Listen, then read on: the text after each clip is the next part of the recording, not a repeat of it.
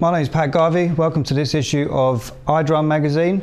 Over the next 6 issues, we're going to look at some essential styles, carrying on from the Groove Concepts series of lessons. This first one, we're looking at fusion, just diving straight in there. Fusion, there are many meanings of the word, but typically it's a fusion of 2 or more, usually many more, forms of music. And in this context, I've chosen a track off Tony Williams' album. Tony Williams, a great drummer, to introduce you to and to just break down some of the kind of fundamental concepts of it, primarily because it's very useful in lots of different areas. You've just heard from the intro performance that there's quite a lot going on, and it's also quite fast. So let's just break it down bit by bit. The first thing to get your head around, if you look at the notes, is the first figure of notation on there, is the hi-hat pattern. It's just an 8th note followed by 2 16th notes each time. This is a really usable pattern. I'm going to play it without the open hi-hat to start with so you can hear it. Here's the hi-hat pattern.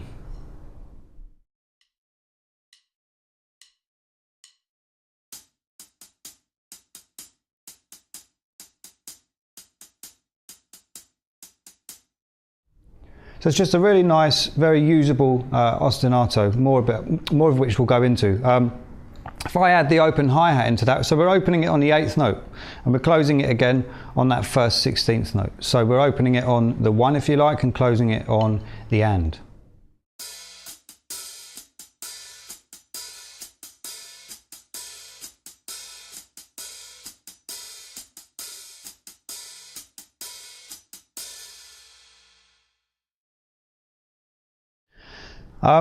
Something you'll notice from if you know the track or if you've just seen the introduction is that it's very fast. So there's obviously some technique here that needs to be discussed briefly. So there are a few ways of looking at this, but the main one is you're looking for consistency of notes, and you're looking to be able to keep it going. So you're not looking for loads of lumps. You really don't want that. And we're looking to build the stamina to keep it going. The technique I'm using is based around a couple of things, really. It's based around the open-closed double stroke technique, where you're opening the hand, closing it again, and pulling the stick into the wrist. So if I demonstrate that on the snare drum,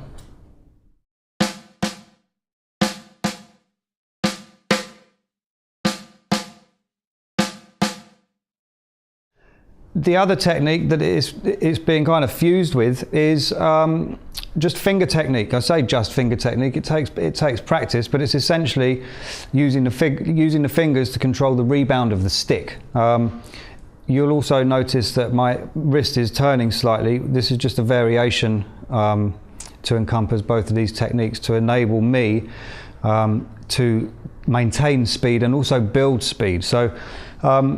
You start very slowly with this. If you've got a good teacher, they'll be able to help you with this type of technique. Feel free to email me if you like for some pointers. But I'm going to start slowly and I'm going to build it up with the speed. So just before I do that, it's worth pointing out that the finger stuff is contrived. It becomes contrived at slow tempos. So you'll see the gears going, if you like.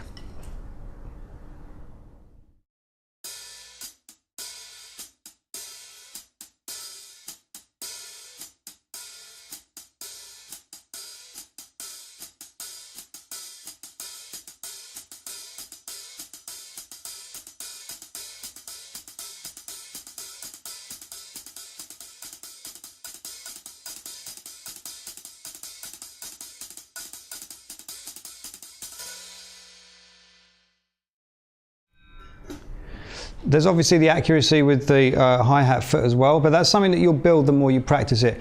Someone's asked me, is it similar to what you do on the ride cymbal? Well, yes, it is. If I demonstrate this on the ride cymbal,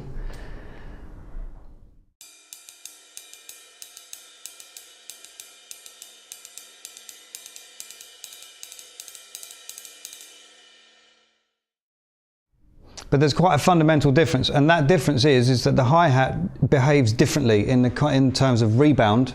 When you open it, you lose a lot of the rebound because of the air really between the hi-hat. You're changing the surface area. You're changing what's between it. So when it's closed, it's just metal. When it's open, you've got a load of air between it. So this is where the technique really comes in. So that's the hi-hat pattern. The first thing to do is to start incorporating some of the ghost notes, or working out some of the ghost notes in the context of that pattern. So I've broken down just some of the common themes in the original groove. The first one is just inserting one ghost note between our first and second hi-hats, and it just gives us a straight run of 16th notes, as I'll demonstrate here.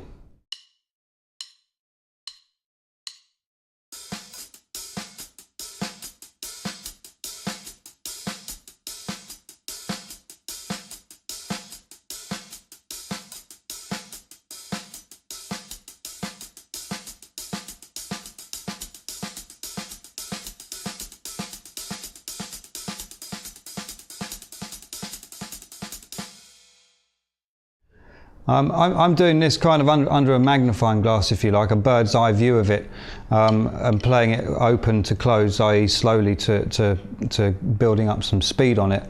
The really important thing is you have to take your time and build speed over time. The second ghost note exercise there is incorporating two ghost notes into the pattern. So,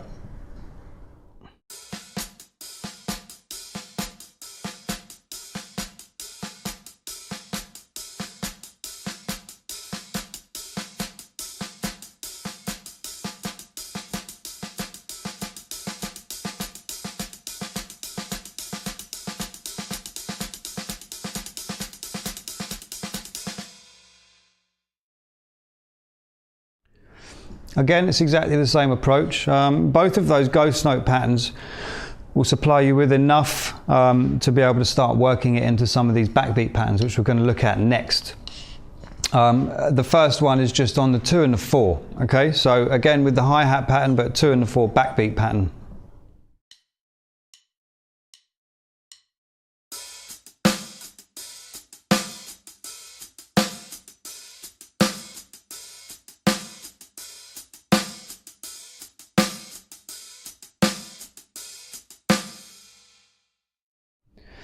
Again, the more you get used to it, the more you can start building up speed. Go in 1 BPM increments if you like, go in 5 BPM increments if you like, however you work. But make sure you do it thoroughly. So, same pattern, but building speed on it.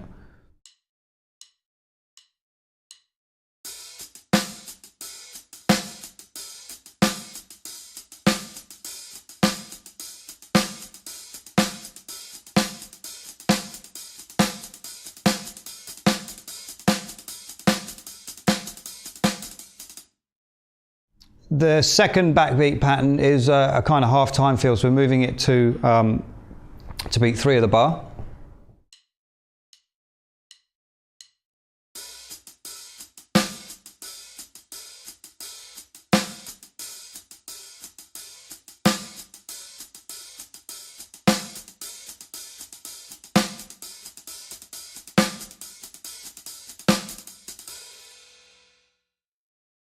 The third backbeat pattern is more just something that's you can use sporadically throughout this kind of groove, and it's on the 2, the 3 and the 4.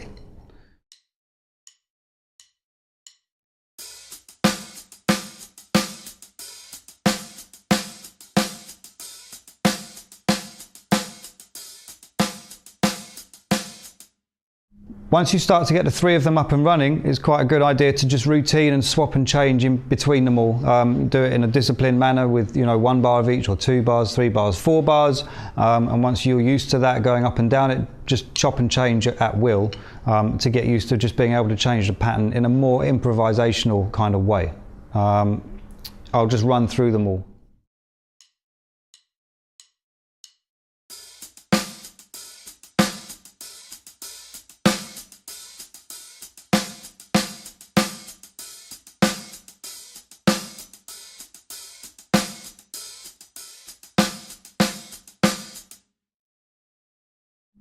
Okay, so you're just beginning to routine them around. We're not adding ghost notes into it yet. The next thing to look at is a few bass drum patterns. This is where it can get a little bit tricky if it hasn't already, just with the independence between your feet. So again, it's just something to work out very slowly and systematically. The first bass drum pattern, as per your notation,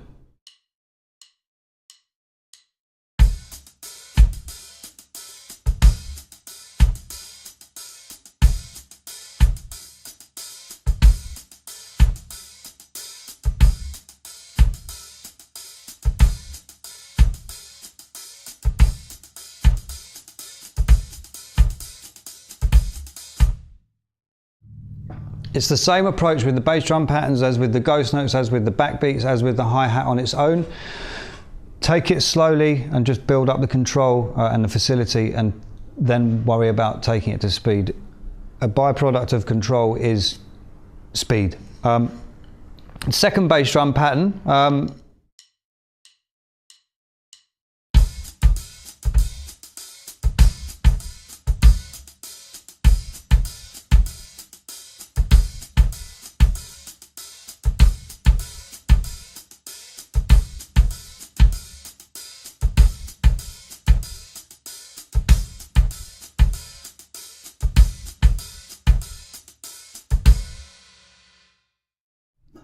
third bass drum pattern is a bit of a combination of both of those.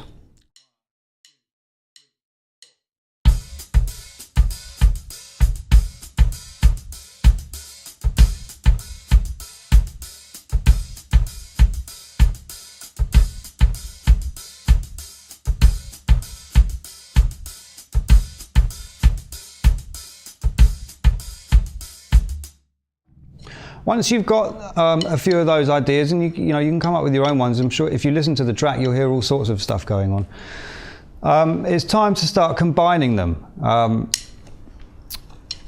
as a groove. Okay, just for a bit of fun, to start understanding the style and the style of play.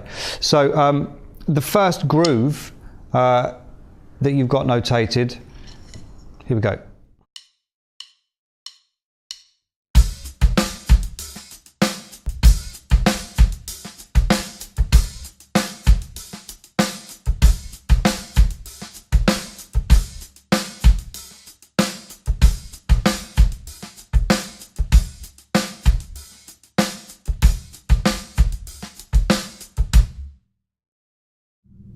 And it's the same approach with these grooves. You get them slowly and then start to build them up.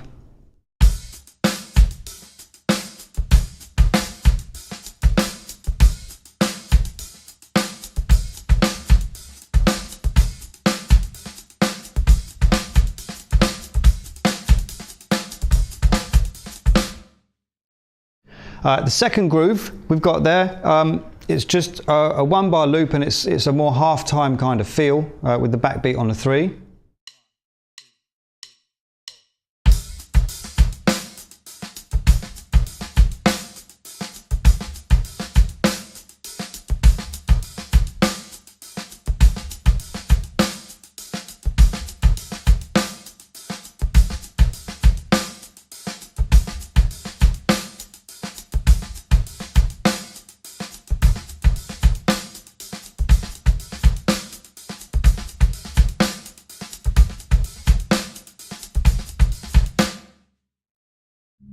And then the third groove incorporates our third kind of backbeat pattern, if you like, where we're on the 2, the 3 and the 4.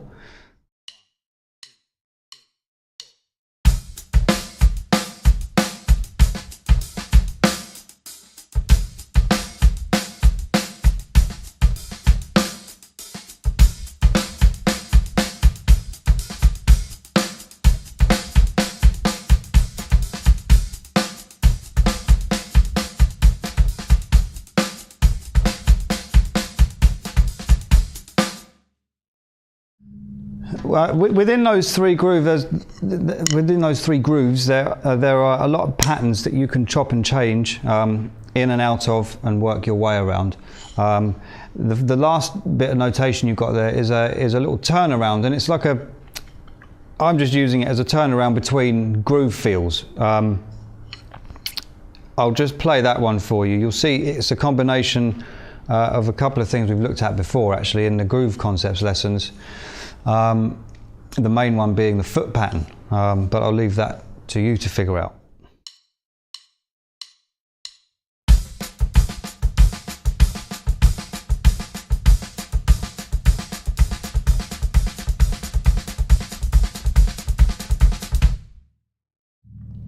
So it's a nice little pattern, and it's one that translates different grooves. So here's a different application of that.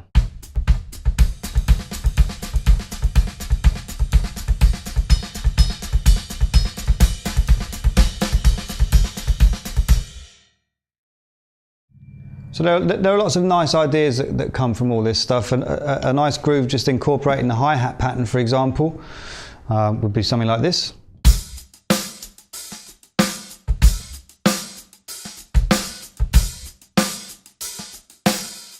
It's all very usable stuff. That transfers really nicely over to the ride cymbal.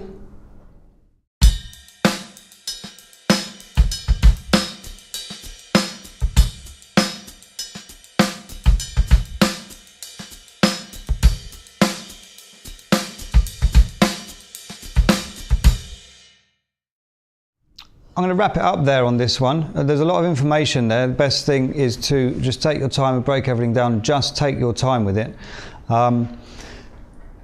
I'll play the excerpt again, which is just something that I've re-recorded based on the original track, and it's also available for you to download this month. So enjoy, have fun with it. If it's too fast, it is fast. It's up at around 150 BPM. There's loads of software around. You can adjust the tempo slightly, but just build up to it and just have fun with it. See you next time.